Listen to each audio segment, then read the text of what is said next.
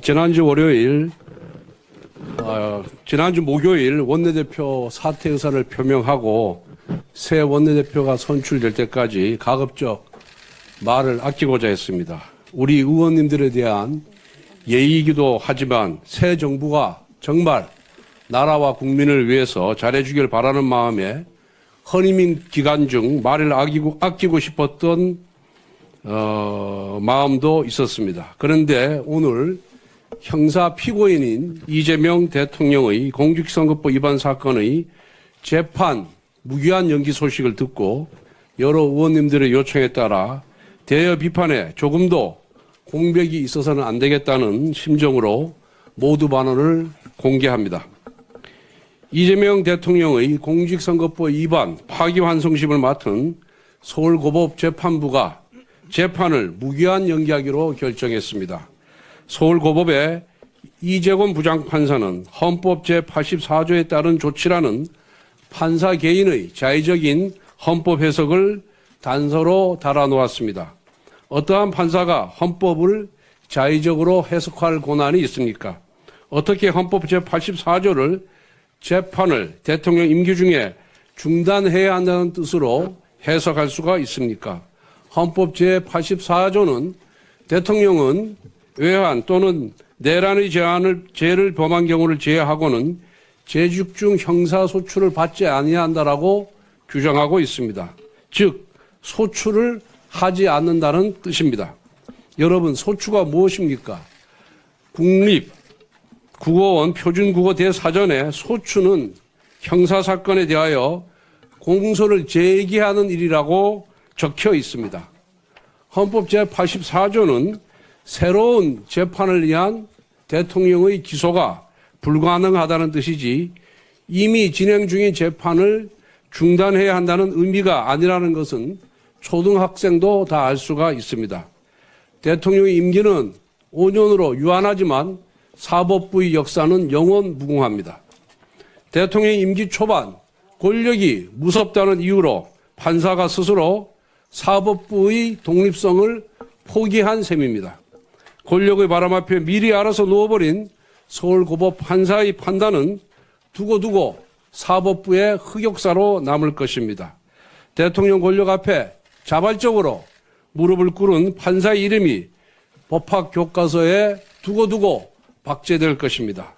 이재명 대통령의 대장동, 백현동, 위례 신도시, 성남 FOC 사건 재판의 공판기일이 6월 24일로 지정되어 있습니다.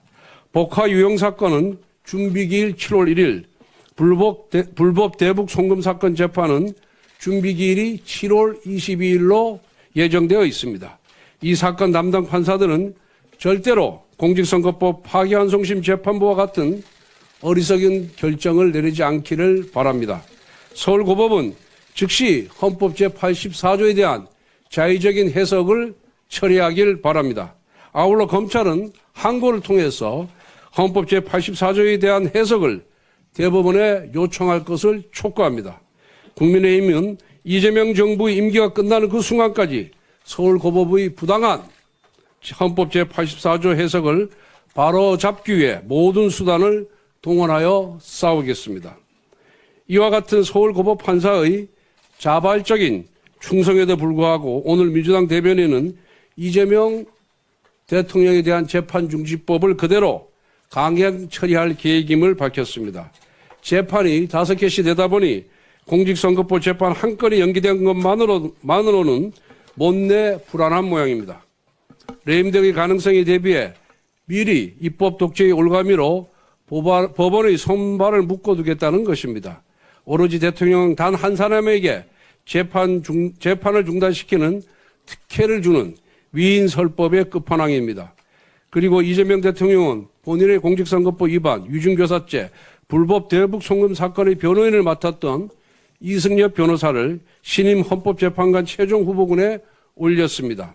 지난주에는 대법관이 수를 늘려 자기 편 법관들을 대법원에 침투시키는 대법원 장악법을 추진하더니 이제는 헌법재판소까지 자기 편을 투입시켜 장악하겠다는 것입니다.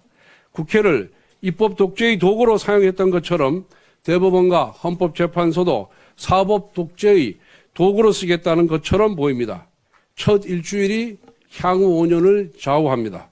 안타깝게도 이재명 정부의 출범 첫 일주는 통합도 민생도 아닌 오로지 방탄 독재의 길만 모색하는 모습이었습니다. 이 모든 것은 이재명 대통령의 취약한 법적 리스크를 사법부 장악으로 해결하고자 하는 시도에서 비롯된 것입니다. 황금 같은 허니문 기관의 힘을 본인의 법적 리스크 해소에 소진시키는 이재명 정부의 모습을 보니 안타깝기 그지없습니다. 이재명 대통령은 죄가 없다면 당당하게 재판에 임하길 바랍니다. 재판에 임하는 것이 민주주의를 지키고 대통령의 권위도 지키는 길입니다. 본인의 권력을 지키기 위하여 민주주의와 헌정 질서를 파괴하는 억지와 무리수를 쓰면 쓸수록 권력의 종말은 급속히 가까워진다는 것을 명심하기 바랍니다. 이상입니다.